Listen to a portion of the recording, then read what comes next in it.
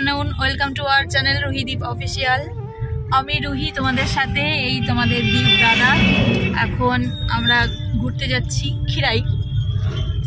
তো এখানে আমি আছি, তোমাদের দাদা রয়েছে, এই ফুচকা আর ওইদিকে ফুচকার মা। কিন্তু সবাই বলবে এটা আমি ওর মা, দেখে মনে হচ্ছে মা বাচ্চাকে কোলে নেয়নি, তাই না? তো আমাদের সাথে আরও অনেকেই যাবে, ওরা সামনে আছে। চলো পরে ভিডিওটা কন্টিনিউ করছি, দেখবে কেমন জায়গাটা। টাটা। চলে এসছি প্রায়, আর একটু। এখানে দেখো, এখান থেকে কত সুন্দর কত ফুল গাছ, সব গাঁদা ফুল গাছ।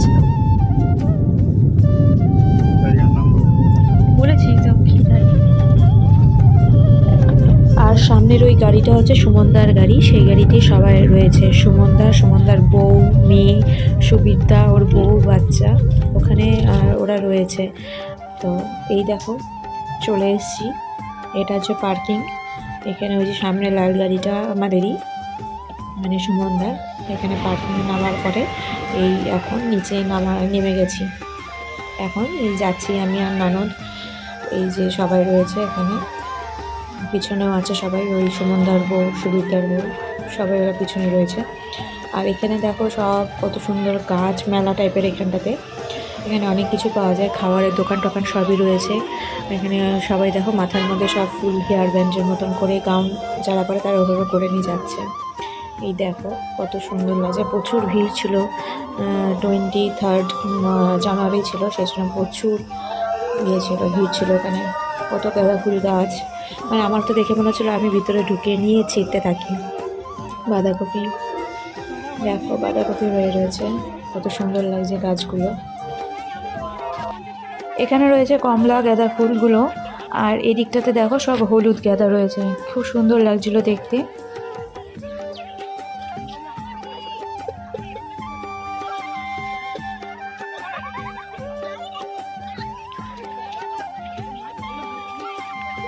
আর এই দোকানটা থেকে আমরা মাথায় ক্রাউনগুলো পরেছিলাম, 4 জন ছিলাম, 4 জনে 4টা পরেছিলাম। আর একটা ছোট্ট পুচকি মেয়ে ছিল, তো ওর জন্য একটা বড় ক্রাউন নেওয়া হয়েছিল, বড় ফুল দিয়ে বানানো হয়েছিল।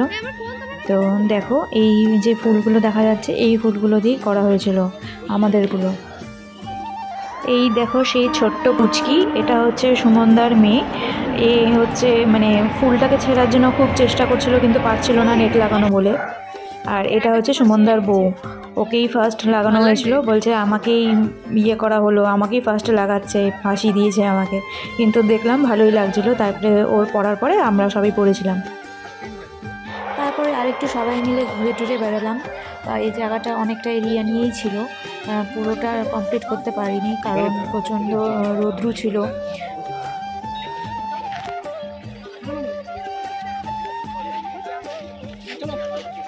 হয়ে গেছে ঘোরা, এবারে বাড়ি যাচ্ছি।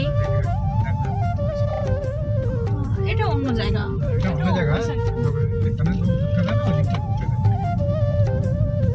এখন বাজে 5টা, বেরোলাম এখন, কেবল 2 ঘন্টা লাগবে বাড়ি পৌঁছাতে।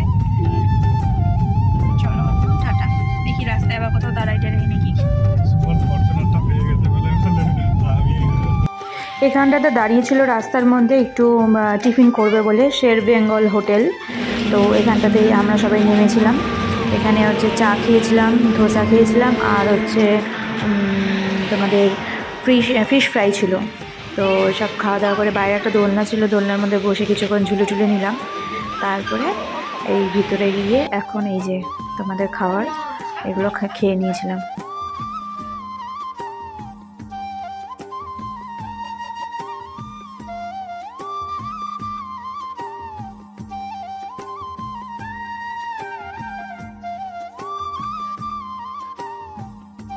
এবার ফাইনালি এখান থেকে খাওয়া দাওয়া করে বাড়ি যাওয়ার জন্য বের হলাম। এবারে সোজা বাড়ি চলে যাব। এখন বাজে 6:45, অনেকটাই লেট হয়ে গেল। লাইটটা একটু জ্বালাম না গো। তো চলো। আর এ এখন বহুত দুষ্টামি করছে, যত মানে বেলা হচ্ছে তত দুষ্টামি শুরু হচ্ছে এখন, বদমাশি। টাটা করে দাও, টাটা করে দাও, এই যে এদিকে টাটা। চলো টাটা।